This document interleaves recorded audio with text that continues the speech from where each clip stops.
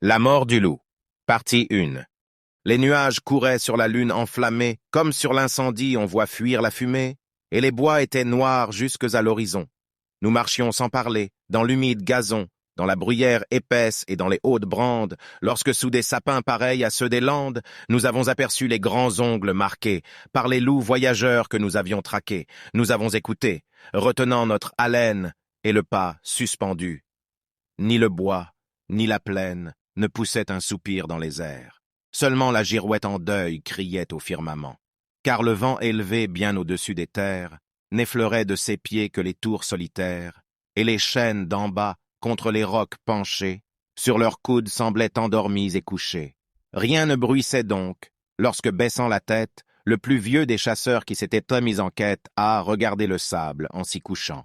Bientôt, lui que jamais ici on ne vit en défaut, a déclaré tout bas que ces marques récentes annonçaient la démarche et les griffes puissantes de 2 grands loups cerviers et de 2 louveteaux. Nous avons tous alors préparé nos couteaux, et cachant nos fusils et leurs lueurs trop blanches, nous allions pas à pas en écartant les branches. 3 s'arrêtent, et moi, cherchant ce qu'ils voyaient, j'aperçois tout à coup 2 yeux qui flamboyaient, et je vois au-delà 4 formes légères qui dansaient sous la lune au milieu des bruyères, comme font chaque jour, à grand bruit sous nos yeux, quand le maître revient, les lévriers joyeux.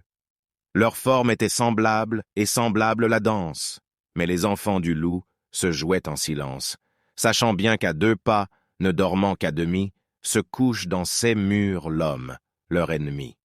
Le père était debout, et plus loin, contre un arbre, sa louve reposait comme celle de marbre qu'adoraient les Romains, et dont les flancs velus couvaient les demi-dieux Rémus et Romulus.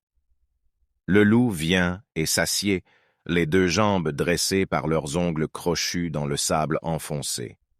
Il s'est jugé perdu puisqu'il était surpris, sa retraite coupée et tous ses chemins pris.